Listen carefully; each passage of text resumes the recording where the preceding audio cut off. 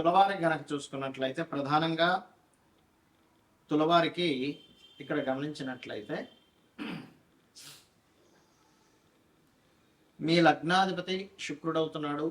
మీకు ధనం రాకపోవడానికి గల కారణం ఏమిటి? ఏం చేసుకుంటే డబ్బులు వస్తాయి? అదేవిధంగా వివాహం విషయం కానివ్వండి, కెరీర్ విషయం కానివ్వండి, రుణరోగ శత్రు విషయాలు కానివ్వండి, లైఫ్లో ఆకస్మికంగా మనం ఎందుకు డౌన్ఫాల్ అవుతున్నాం అనే విషయాలు కానివ్వండి, ఈ యొక్క అంశాలు చెప్తుంది నేనైనప్పటికీ చెప్పిస్తుంది సాక్షాత్ లలిత అమ్మవారిగా భావిస్తూ ఆ లలితాంబిక అమ్మవారి యొక్క అనుగ్రహం మీకు పరిపూర్ణంగా కలగాలని మనస్ఫూర్తి కోరుకుంటూ, ఇక్కడ తులారాశి వారికి ఉండేటువంటి గొప్ప లక్షణం ఏమిటి? బ్యాలెన్సింగ్. దేన్ని ఎలా బ్యాలెన్స్ చేయాలని వీళ్ళకి చాలా బాగా తెలుసు, చాలా బాగా బ్యాలెన్స్ చేసుకోగలుగుతారు. కూడా ఎక్కడో శుక్రుడు పాడైతే మనం చెప్పలేం కానీ కోర్టులో జాతకం. బట్ ఇది ఒక మంచి ఇది. ఇంకోటి ఏంటంటే వీళ్ళు సహజంగా వాళ్ళు ఎలా ఉన్నా సరే చూడడానికి ఆకర్షణీయంగా కనిపిస్తుంటారు. తులాలగ్నానికి ఒక స్పెసిఫిక్ తత్వం అది. అయితే ఇక్కడ ఈ కుజుడు 7th and 2nd లార్డ్ 2, 7వ అధిపతి. కుజుడు కనుక బాగుంటే ఆఫ్టర్ మ్యారేజ్ తర్వాత నుంచి బాగుంటుంది. మీకు ధనాధిపతి వివాహకారుడు ఒక్కడే అయ్యాడు మీ జాతకానికి. కాబట్టి కుజగ్రహం బలహీనంగా ఉంటే ధనం సరిగ్గా రాకపోవడం, వివాహం కలగకపోవడం రెండు జరుగుతూ ఉంటాయి.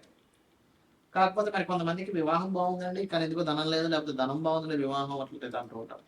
అప్పుడు ఏంటంటే అక్కడ 7th హౌస్లో ఏదైనా గ్రహం ఉందో, 2nd హౌస్లో ఏదైనా గ్రహం రూల్ చేస్తుందో కూడా చూసుకోవాలి. అయితే ఫైనల్గా మీకు కుజగ్రహాన్ని బలం పెంచుకోవాలి అంటే సుబ్రహ్మణ్య స్వామి ఆరాధన చేయడం, కందులు దానంగా ఇవ్వడం, అదేవిధంగా కుజుడు ఏ గ్రహాల ద్వారా ఇరుక్కున్నాడు చూసుకుని దాన్ని చేసుకుంటూ ఉంటారు. మీకు గురువు పూర్వజన్మ కర్మకారక ప్లానెట్ అవుతాడు గురువు రవి. కాబట్టి రవి గురు గ్రహాల దగ్గర దీపారాధన చేస్తే అప్పుల బాధలు తగ్గుతాయి. ఓం అపర్ణాయ నమః అనే మంత్రం చేసుకుంటే ఇప్పుడు అప్పుల బాధలు తగ్గుతాయి. శనగలు దానంగా ఇవ్వడం, అదేవిధంగా గోధుమలు దానంగా ఇవ్వడం, సూర్య నమస్కారాలు చేసుకోవడం ద్వారా అప్పుల బాధలు తగ్గి సడన్గా లైఫ్లో డౌన్ఫాల్ అవ్వాల్సిందే ఇక్కడ స్టేజ్కి వెళ్ళడం జరుగుతూ ఉంటుంది. గుర్తుపెట్టుకోండి. అయితే ఇక్కడ కెరియర్ కారకులు మాత్రం చంద్రుడు కనుక చరరాశుల్లో ఉంటే ఒకే దగ్గర ఉండాలని డిసైడ్ అవ్వకండి. మారుతూ ఉండండి ఎక్కువగా. మీరు ఎంత మారుతూ ఉంటే జాబ్ పరంగా మీకు అంత ఎదుగుదల ఉంటుంది. ఇది చంద్రుడి స్థితిని బట్టి. కాకపోతే మెడిటేషన్ ద్వారా కూడా మీకు కెరీర్ గ్రోత్ అనేటువంటిది ఉంటుంది. ఇప్పుడు మనం చెప్పుకున్న అంశాలు ఏవైతే ఉన్నాయి, ఎవరికైతే యాక్సిడెంట్ అనుకున్నామో లేకపోతే షేర్ మార్కెట్లో లాస్ అనుకున్నాం, ఇవన్నీ అసలు ఎప్పుడు జరుగుతాయి లైఫ్లో చూసుకున్నట్లయితే ఎప్పుడు కూడా దానికి సంబంధించిన దశ రావాలి. అంటే షేర్ మార్కెట్ పంచమం 5 to 8 లెవెల్ కాంబినేషన్. ఆ 5 to 8 లెవెల్ కాంబినేషన్ పాడైనటువంటి మహాదశ రావాలి. ఆ దశలు రాకుండా మీకు ఏమి ఇబ్బంది ఉండదు, గుర్తుపెట్టుకోండి. అదేవిధంగా యాక్సిడెంట్ అనుకున్నాం, యాక్సిడెంట్స్ అనుకుంటే 4 and 8 కాంబినేషన్ పాడైనటువంటి మహాదశ రావాలి. అలా కాకుండా బాగున్న దశ అనుకోండి 4 and 8 కాంబినేషన్లో, అప్పుడు ఆస్తులు కలిసి వస్తాయి ఆకస్మికంగా. అది తండ్రి ఆస్తి కావచ్చు, ఒక్కోసారి తాతగారి ఆస్తి కావచ్చు, సొంతంగా సంపాదించుకోవడం అంటే 3rd house రిలేటెడ్ ఉండాలి. ఎంతసేపు 4-8 వచ్చిందని అమ్మో నాకు యాక్సిడెంట్ అయిపోతుందని భయపడ్డాం కాదు. అది ఒక్కొక్కసారి ఆస్తిని కూడా ఇస్తుంది. రీసెర్చెస్ అంటే ఒక్కొక్కసారి మనం ఏదైనా ఎడ్యుకేషన్ రిలేటెడ్ సంబంధించిన దాంట్లో మనం చేసేటువంటి దాంట్లో పిహెచ్డీలు అవి చేస్తుంటాం. అటువంటి వాటిల్లో ధనయోగాన్ని ఇస్తూ ఉంటుంది. అదేవిధంగా వివాహం అవ్వట్లేదు, వివాహం అవ్వాలి అంటే సప్తమాన్ని యాక్టివ్ చేసే మహాదశ వస్తుందా లేదా? ఒక్కోసారి సప్తమాన్ని డీయాక్టివ్ చేసే మహాదశలు వస్తుంటాయి. అంటే 6వ అధిపతి మహాదశ, ఓకే. అదేవిధంగా 12వ అధిపతి మహాదశ, లేకపోతే 9వ అధిపతి మహాదశలు, ఇవన్నీ కూడా సప్తమాన్ని డీయాక్టివేట్ చేస్తూ ఉంటాయి. అప్పుడు అది ఏమవుతుంటుంది, మనం ఎంత ప్రయత్నం చేస్తున్నా అది ముందుకు కదలదు.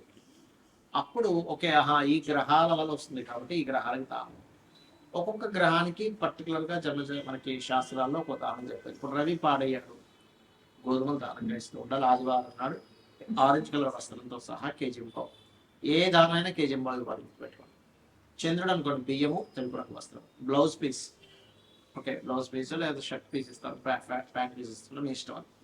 కుజుడు అనుకోండి కందులు రెడ్ కలర్ క్లాత్, బుధుడు అనుకోండి పెసలు గ్రీన్ కలర్ క్లాత్. ఒకవేళ గురువు పాడయ్యాడు మీ జన్మజాతకంలో, ఆ గురువే మీకు అక్కడ మహాదశనాథుడయ్యాడు, అంతర్దశనాథుడయ్యాడు, ఒక్కోసారి మీ యొక్క విషయాన్ని అపురూపంలోకో లేకపోతే వివాహం వెనక్కి వెళ్ళే విషయంలోనో సంపాదన సరిగ్గా లేని విషయానికో అది కనెక్ట్ అయింది. అప్పుడు శనగలు దానంగా ఇవ్వాలి ఎల్లో కలర్ క్లాత్. శుక్రుడు పాడయ్యాడు అనుకోండి ఉదాహరణకు మీ జన్మజాతకంలో, బొబ్బర్లు తెలుపు రంగు వస్త్రము దానంగా ఇవ్వాలి, గుర్తుపెట్టుకోండి. శని అనుకోండి నువ్వులు and blue colour cloth, Rahu అయితే మినుములు సిమెంట్ కలర్ క్లాత్, కేతు అయితే ఉలవలు మల్టీ కలర్ క్లాత్. అయితే ఎప్పుడు కూడా చాలా మంది దానం ఇచ్చేటువంటి విషయాల్లో కూడా ఏమంటే మేము ఆలయానికి వెళ్ళి అక్కడ ఒక మూలను పెట్టేసి వెళ్ళిపోతాము అంటూ ఉంటారు. అలా మీరు కనుక మూలను పెట్టేసి వెళ్ళిపోతే అది దానం కిందకి రాదు. మీరు మీ అకౌంట్లో ధనం పడాలనుకోండి ఏం చేస్తారు, మీరు చక్కగా బ్యాంకుకి వెళ్ళి డబ్బులు తీసుకెళ్ళి లేకపోతే చెక్ తీసుకెళ్ళి మీ అకౌంట్ నెంబర్ ఏంటి, మీ పేరు ఏంటి, ఏ ఏ బ్యాంకులో వాళ్ళకి వేయాలి ఈ అకౌంట్, లేదా మీ అకౌంట్లోకి వేయాలి అనేటువంటి అనేకమైనటువంటి విషయాలు మీరు వాళ్ళకి చెప్పి వాళ్ళ దగ్గర ఒక స్టాంప్ వేయించుకొని రసీదు తీసుకొని వస్తారు. అంటే ఏంటి, మీరు పర్టికులర్గా మీ గోత్రము నామము ఏ పర్పస్ అనేటువంటిది కూడా దానం ఇచ్చేటువంటి ఎవరికైతే ఇస్తున్నారో వాళ్ళకి మీరు చెప్పాలి. అప్పుడే అది వాళ్ళ సంకల్పం చదువుకుంటారు, ఆ దానానికి వాల్యూ ఉంటుంది.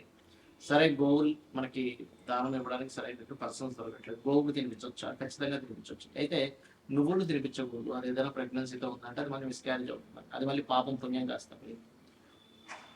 రవికి సంబంధించిన వాటిలో గోధుమ రవ్వ తినిపించవచ్చు, చేతుడైతే బియ్యం పిండి తినిపించవచ్చు, కుజుడైతే క్యారెట్స్ తినిపించవచ్చు, గురువు అయితే అరటికాయలు తినిపించవచ్చు, బుధుడైతే ఆకుకూరలు తినిపించవచ్చు. అందులో గోంగూర తినిపిస్తే గోవుకి చాలా చక్కటి స్ట్రెంత్ వస్తుంది. శుక్రుడైతే తీపి చపాతీలు తినిపించవచ్చు, శని అయితే బెల్లం తినిపించవచ్చు, రాహు అయితే అదే బెల్లము ఉండలు 4 చేసి తినిపించవచ్చు, కేతు అయితే గ్రాసులు తినిపించవచ్చు. ఈ రకంగా ఒక్కొక్క గ్రహాన్ని బట్టి మనం వెంటనే ఈ ధాన్యాలు తీసుకుని దాన్ని తినిపించాం కాదు. అదేవిధంగా ఎప్పుడు కూడా గుర్తుపెట్టుకోండి, చాలామంది వాళ్ళ లైఫ్లో ఏదైనా ఇన్సిడెంట్స్ నెగిటివ్గా వెళ్తున్నాయంటే వెంటనే వాళ్ళు చూసుకునేది ఏంటంటే ఏలినాడ్స్ అని, అర్ధాష్టమిస్ అని, అష్టమిస్ అని. దీనివల్లే మొత్తం లైఫ్ పాడైపోతుంది అనుకుంటారు. అసలు అది కానే కాదు. అది కేవలం మీకు స్లో మందుడు అంటారు జ్యోతిషాస్త్రం. శనిచ్చర, శని శని అంటే అర్థం ఏంటంటే స్లో మూమెంట్. మనకి ఏదైనా సరే ఒక స్లో అవుతున్నప్పుడే మన లైఫ్లో మనం సరిగ్గా ఆలోచించుకుని ఓహో మనం ఎక్కడ రాంగ్ స్టెప్స్ వేస్తున్నాము, ఎక్కడ రైట్ స్టెప్ వేస్తున్నాము అనే విషయాన్ని మనం పూర్తిగా అర్థం చేసుకోగలుగుతాం.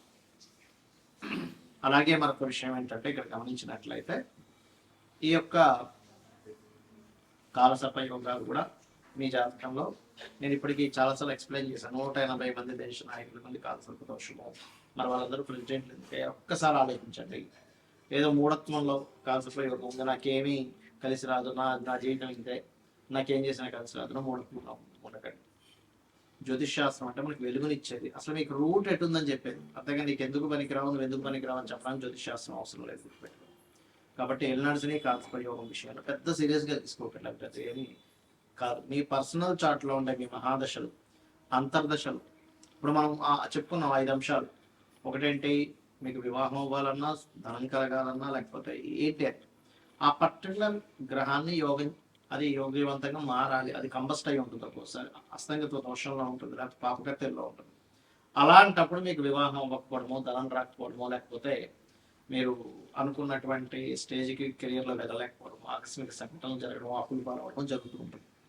సో ఈ రకంగా చేయండి. ప్లస్ మీరు ఫైనాన్షియల్గా ఎంతున్నా కొంతమంది హ్యాపీనెస్ ఉండదు. అలాంటి వారు ఓం ఇంద్రగోప పరిక్షిప్త స్మరతోనా భజంగికాయై నమః అనే నామస్మరణ చేయండి, ఖచ్చితంగా బాగుంటుంది. అలా కాదండి నాకు అన్ని విధాలా నాకు కావాలంటే టోటల్ లలితా సహస్రనామాలు రోజు చేయండి.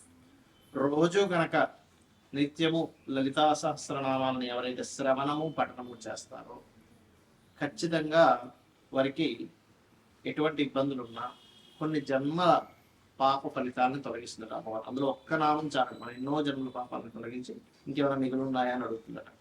కాబట్టి ఇలా చేయండి, అన్ని విధాలా మీకు బాగుంటుంది.